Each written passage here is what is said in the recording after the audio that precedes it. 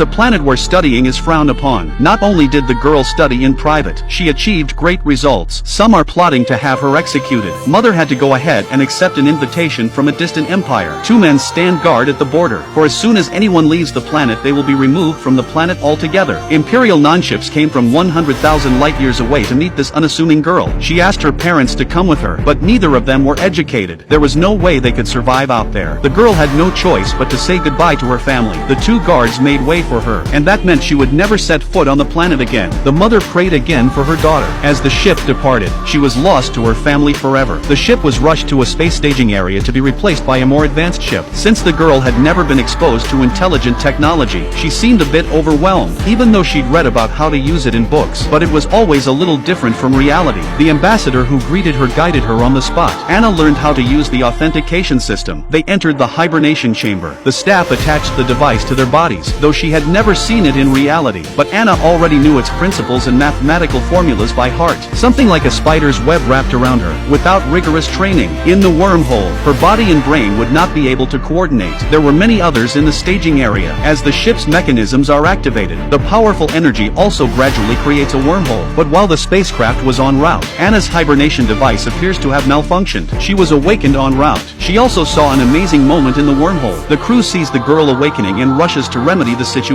As the ship leaves the wormhole, the leaping device gradually stops functioning. Seeing Uranus Prime Elevator, Anna couldn't help but marvel. The cylindrical elevator stretched from space all the way to 100 floors below Uranus. When the docking of the spaceship was completed, since Uranus was the main city of the Empire, it's especially busy here. Suddenly a pair of Imperial soldiers walked through the crowd. Just a few days ago there was a conflict on the galactic fringe. These Imperial assessors were killed in the conflict. Their bodies were escorted by the soldiers. Entry is subject to strict security checks. Since Anna's sponsor was the Chancellor of Strychnine University, she was given an easy pass. She entered the passenger compartment and sat down as requested. The train began its rapid descent. The distance to the ground was too great. Even at this rate of descent, it will take 14 hours to reach the surface. This is not strictly speaking the surface, because there are billions of people living in the 100 floors below the ground. They had never had the chance to see what the upper level looked like in their busy lives underground. The first floor was the palace belonging to the great emperors. They are the dawn and the day and the dusk.